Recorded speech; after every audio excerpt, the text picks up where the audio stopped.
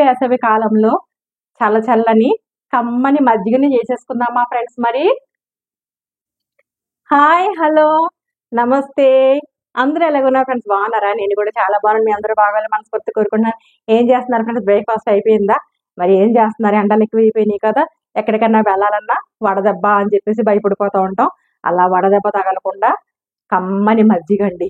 మజ్జిగలో కొన్ని ఐటమ్స్, మన ఇంట్లో దొరికే ఐటమ్స్ వేసుకున్నామంటే ఆ ఐటమ్స్ వల్ల మనకి ఎండ దెబ్బ తగలకుండా చల్లని మజ్జిగ, ఒక గ్లాస్ మజ్జిగ తాగి వెళ్ళామనుకో, మళ్ళీ వచ్చేటప్పటికల్లా వడదెబ్బ తగలకుండా ఒక గ్లాస్ మజ్జిగ తాగేసామనుకోండి, చాలా బాగుంటుంది, రిలీఫ్గా ఉంటుంది. మరి అది ఎలాగో తయారు చేసుకుందామా? మన కమ్మని మజ్జిగని తయారు చేసుకుందాం. చూడండి ఫ్రెండ్స్, బటర్ మిల్క్ కమ్మని మజ్జిగని తయారు చేసుకోవడానికి 1/2 లీటర్ పెరుగు తీసుకున్నాను నేను. కమ్మని పెరుగు. ఇప్పుడు మిక్సీ జార్ తీసుకొని మిక్సీ జార్లో ఈ పెరుగుని ఇందులో వేసేసుకుందాం. మీ ఇష్టం, మీరు ఎంత తీసుకుంటారో దాన్ని బట్టి తీసుకోండి, మన ఇంట్లో బట్టి. ఇందులో కొంచెం కళ్ళుప్పు వేసుకుందామండి. కళ్ళుప్పు మంచి రుచినిస్తుంది కదా, కళ్ళుప్పు వేసుకున్నాం కదా. అలాగే చిన్న అల్లం ముక్కలు, చిన్న చిన్న ముక్కలు చేసుకుని అవి కూడా వేసేసుకుందాం. చాలా టేస్టీగా ఉంటుందండి. మరి మంచి పోషక విలువలు కూడా అందుతాయి కదా మజ్జిగతో పాటు. అలాగే 1 టేబుల్ స్పూన్ జీలకర్ర వేసుకుందాం, చాలా బాగుంటుంది మజ్జిగ. అలాగే కొంచెం కొత్తిమీర, కొంచెం కరివేపాకు కోసి పెట్టుకున్నాం, అవి కూడా వేసేసుకొని ఇప్పుడు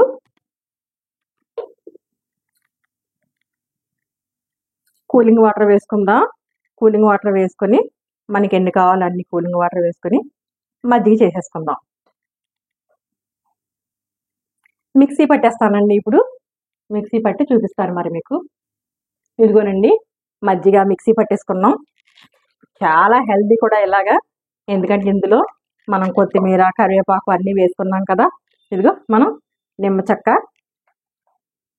ఇలా పిండేసుకోవడమేనండి. ఒక నిమ్మ చెక్క